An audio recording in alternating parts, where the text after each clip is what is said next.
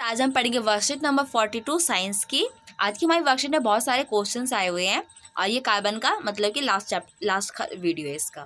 Carbon एवं इसके यौगिक, कुछ महत्वपूर्ण प्रश्न। पहला है वस्तुनिष्ठ प्रश्न है, किसी कार्बन यौगिक की समझाते श्रेणी को दो उत्तरोत्तर सदस्यों के आणविक सूत्र में जो अंतर होता है वह है।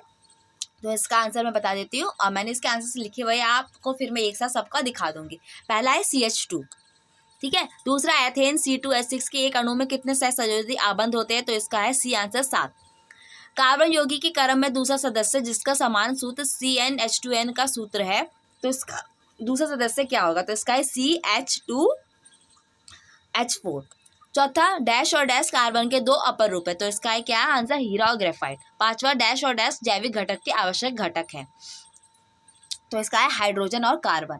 कौन सा तत्व संकलन को सबसे अधिक दर्शाता है, तो इसका आंसर है हमारा कार्बन। और क्यों दिखाते हैं, क्योंकि इस पास चतुसंयोजकता और क्या है, इसके पास श्रृंखलन बनाने की क्षमता है। सातवां हीरे को संश्लेषित करने के लिए शुद्ध कार्बन को निम्नलिखित परिस्थितियों में उपचारित किया जाता है, तो इसका आंसर है सी, अति उच्च दाब और ताप पर। ब्यूटेन कार्बन का हाइड्रोजन का एक संतृप्त यौगिक है जिसमें कार्बन के अणुओं की संख्या 4 होती है। एल्काइन और एल्कीन का सामान्य सूत्र लिखिए और लास्ट क्वेश्चन है बेंजीन की संरचना बनाइए। तो हम इसका आंसर देख लेते हैं सबका एक साथ। वैसे मैंने आंसर बता दिया है, अब एक साथ आप देख लीजिए। देखिए पहले का मैंने लिखा है CH2, दूसरे का C 7वां और तीसरे का C2H4, चौथे का हीरा और ग्रेफाइट, पांचवे का हाइड्रोजन और कार्बन, छठे का तत्व कार्बन और चतुसंयोजकता तथा श्रृंखला बनाने के गुण के कारण कार्बन सबसे अधिक श्रृंखलन बनाता है। सातवें का C अति उच्च दाब और ताप पर, आठवें का संतृप्त और 4 अणु होते हैं। नौवां एल्काइन का सूत्र क्या है, CnH2n-2। एल्कीन का सूत्र है CnH2n। बेंजीन का सूत्र, बेंजीन पहले लिख लीजिए C6H6 और उसका सूत्र देखिए ऐसे बना लीजिए, ठीक है। इसकी संरचना ऐसी होती है, कार्बन के 6 अणु होते हैं और 6 ही हाइड्रोजन के अणु होते हैं। इसमें क्या होता है, पर ये एक साइकिल की तरह है और उसमें क्या है, इसमें 2 आबंध है इसके साथ जुड़े हुए, कार्बन कार्बन के साथ, ठीक है। तो इस तरीके से बेंजीन का सूत्र होता है। आगे देखते हैं हमारे क्वेश्चंस।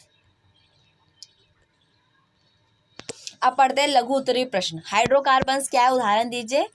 पहला क्वेश्चन है, तो हम हाइड्रोकार्बन्स देखते हैं क्या है। सिर्फ कार्बन और हाइड्रोजन से बने यौगिकों को हाइड्रोकार्बन कहते हैं, उदाहरण है CH4 और C2H6। दूसरा क्वेश्चन है, कार्बन उत्कृष्ट गैस विन्यास कैसे प्राप्त करता है, तो इसका आंसर है देखिए, कार्बन उत्कृष्ट गैस विन्यास संयोजकता इलेक्ट्रॉनों की साझेदारी करके बनाता है। तीसरा क्वेश्चन है, सहसंयोजी आबंध विद्युत के कुचालक क्यों होते हैं, तो सहसंयोजी आबंध जो होते हैं विद्युत के कुचालक इसलिए होते हैं क्योंकि इनमें आयन नहीं होते, इसलिए ये विद्युत के कुचालक होते हैं। चौथा क्वेश्चन, कार्बन यौगिक के समझाते श्रेणी को यह नाम क्यों दिया गया है। समझाते श्रेणी के दो उत्तरोत्तर सदस्य के रासायनिक सूत्र लिखिए और बताइए कि इनका कौन सा भाग्य निर्धारित करता है। पहला गुणधर्म, भौतिक गुणधर्म और दूसरा रासायनिक गुणधर्म। तो इसका आंसर देखिए, कार्बन यौगिक को समझाते श्रेणी का नाम इसलिए दिया गया है क्योंकि समझाते श्रेणी वाले यौगिक एक ही प्रकार के रासायनिक गुणधर्म दर्शाते हैं जो समझाते श्रेणी के उत्तरोत्तर सदस्य है, जैसे CH3OH और C2H5OH।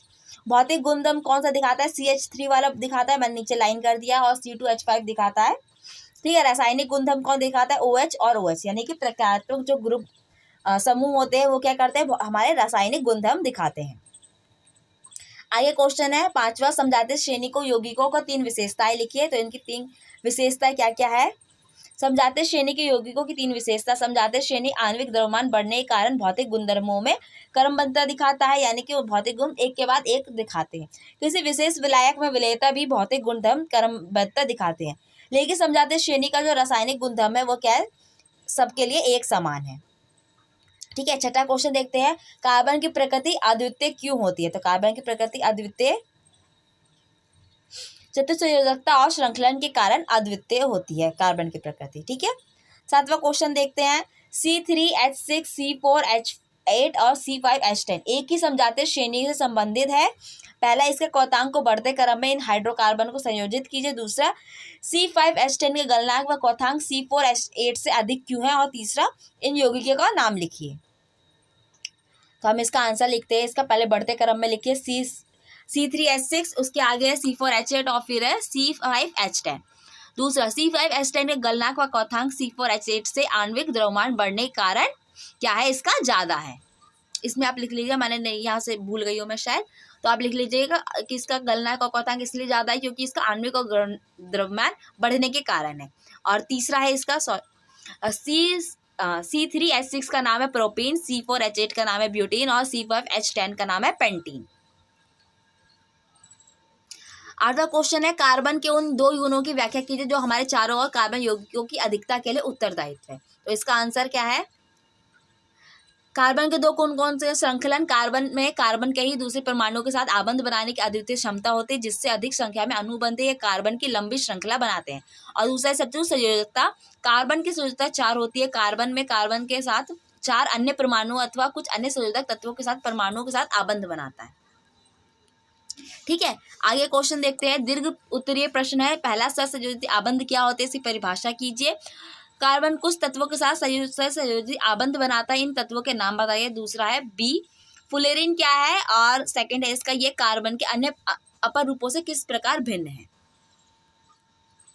ठीक है, तो इसका आंसर देखिए, दो परमाणुओं के मध्य इलेक्ट्रॉन के एक युग्म की साझेदारी से बनने वाले आबंध को सहसंयोजी आबंध कहते हैं। कार्बन हाइड्रोजन, ऑक्सीजन, नाइट्रोजन तथा सल्फर के साथ सहसंयोजी आबंध बनाता है। फुलेरिन जो क्या है, कार्बन का एक अपर रूप है जिसमें C60 अणु है, यानी कार्बन के 60 अणु है और फुटबॉल की संरचना होती है। इसमें कार्बन के सिर्फ 60 अणु ही होते हैं, इसलिए क्या है ये सबसे भिन्न है। अब इसका हम लास्ट क्वेश्चन देखते हैं क्या है। निम्नलिखित में से इलेक्ट्रॉन बिंदु की संरचना बनाइए। पहला H2S है, फिर F2, फिर H2O, CH4 और CO2। तो इसकी संरचना देखते हैं हम कैसे बनाना है। आप देख लीजिएगा ध्यान से, इसे H2S, इसे कैसे बनाना है। सल्फर के मैंने पहले चारों तरफ क्या करते हैं उसके अणु बना दिया, फिर इलेक्ट्रॉन बना दिया, फिर हाइड्रोजन के इलेक्ट्रॉन बना दिया, फिर उन दोनों से क्या बनाए इलेक्ट्रॉन संरचना बिंदु से हमने इसे बता दिया है। ठीक है, F2 का देख लीजिए, ध्यान से देखिएगा कि इलेक्ट्रॉन कितने कितने और कहाँ कौन कौन सा इसका आबंध बना रहा है।